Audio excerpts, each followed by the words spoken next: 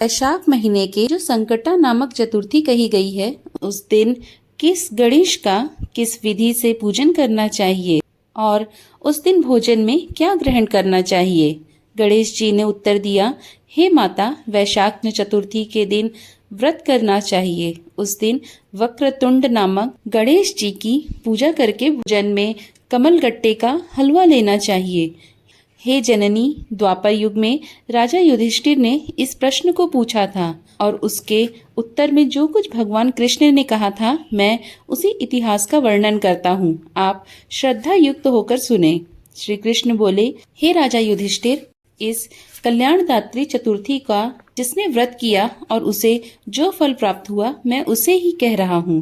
प्राचीन काल में एक रंती देवी नामक प्रतापी राजा हुए। जिस प्रकार आग तृण समूहों को जला डालती है, उसी प्रकार वे अपने शत्रुओं के विनाशक थे। उनकी मित्रता यम, कुबेर, इंद्रादिक देवों से थी। उन्हीं के राज्य में धर्मकेतु नामक एक श्रेष्ठ ब्राह्मण रहते थे। उनकी 2 स्त्रियां थी, एक का नाम सुशीला और दूसरी का नाम चंचला था। सुशीला नित्य ही कोई न कोई व्रत किया करती थी। फलतः उसने अपने शरीर को दुर्बल बना डाला था। इसके विपरीत चंचला कभी कोई व्रत, उपवास आदि न करके भरपेट भोजन करती थी। इधर सुशीला को सुंदर लक्षणों वाली एक कन्या हुई और उधर चंचला को पुत्र रत्न की प्राप्ति हुई। यह देखकर चंचला बारंबार सुशीला को ताना देने लगी, अरे सुशीला, तूने इतना व्रत उपवास करके शरीर को जर्जर बना डाला, फिर भी एक कृशकाय कन्या को जन्म दिया। मुझे देख, मैं कभी व्रत आदि के चक्कर में ना पड़कर हष्ट पुष्ट बनी हुई हूँ और वैसे ही बालक को भी उत्पन्न किया है। अपनी सौत का व्यंग बाण सुशीला के हृदय में चुभने लगा। वह पतिव्रता विधिवत गणेश जी की उपासना करने लगी। जब सुशीला ने भक्ति भाव से संकट नाशक गणेश जी का व्रत किया तो रात्रि में वरदायक गणेश जी ने उसे दर्शन दिया। श्री गणेश जी ने कहा, हे सुशीले, तेरी आराधना से हम अत्यधिक संतुष्ट हैं। मैं तुम्हें वरदान दे रहा हूँ कि तेरी कन्या के मुख से निरंतर मोती और मूंगा प्रवाहित होते रहेंगे।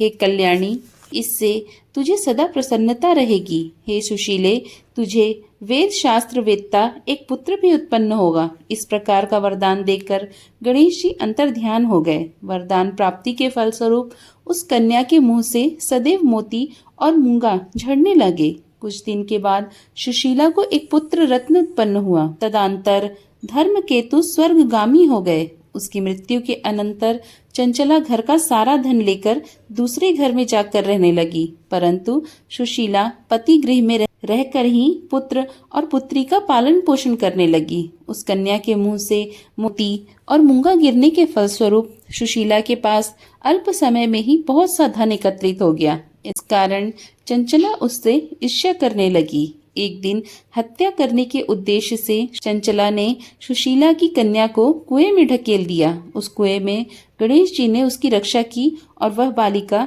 सकुशल अपनी माता के पास लौट आई। उस बालिका को जीवित देखकर चंचला का मन उद्विग्न हो गया। वह सोचने लगी कि जिसकी रक्षा ईश्वर करता है, उसे कौन मार सकता है। इधर सुशीला अपनी पुत्री को पुनः प्राप्त कर प्रसन्न हो गई। पुत्री को छाती से लगाकर उसने कहा, श्री गणेश जी ने तुझे पुनः जीवन दिया है। अनाथों के नाथ गणेश जी हैं। चंचला आकर उसके पैरों पर नतमस्तक हुई। उसे देखकर सुशीला को आश्चर्य का ठिकाना न रहा। चंचला हाथ जोड़कर कहने लगी, हे बहन सुशीले, मैं बहुत ही पापीन और दुष्टा हूँ। आप मेरे अपराधों को क्षमा कीजिए। आप दयावती हैं। आपने दोनों कुलों का उद्धार कर दिया। जिसका रक्षक देवता होता है, उसका मानव क्या बिगाड़ सकता है। जो लोग संतों और सत्पुरुषों का दोष देखते हैं, वे अपनी करनी से स्वयं नाश को प्राप्त होते हैं। इसके बाद चंचला ने भी उस कष्ट निवारक, पुण्यदायक, कष्टनाशक गणेश जी के व्रत को किया। श्री गणेश के अनुग्रह से परस्पर उन दोनों में प्रेम भाव स्थापित हो गया। जिस पर गणेश जी की कृपा होती है, उसके शत्रु भी मित्र बन जाते हैं। सुशीला द्वारा संकट नाशन गणेश चतुर्थी व्रत किए जाने के कारण ही उसकी सौत चंचला का हृदय परिवर्तन हो गया। श्री गणेश जी कहते हैं कि हे देवी, पूर्व काल का पूरा वृत्तांत आपको सुना दिया। इस लोक में इससे श्रेष्ठ विघ्न विनाशक कोई दूसरा व्रत नहीं है। श्री कृष्ण जी कहते हैं कि हे धर्मराज, आप भी विधि पूर्वक गणेश जी का व्रत कीजिए। इसके करने से आपके शत्रुओं का नाश होगा तथा अष्ट सिद्धियां और नवनिधियां आपके सामने करबद्ध होकर खड़ी रहेंगी। हे धर्मपरायण युधिष्ठिर, आप अपने भाइयों, धर्म पत्नी और माता के सहित इस व्रत को कीजिए। इससे थोड़े समय में ही आप अपने राज्य को प्राप्त कर लेंगे।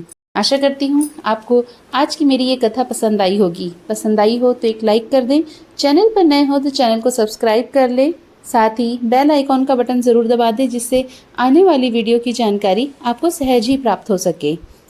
राधे राधे।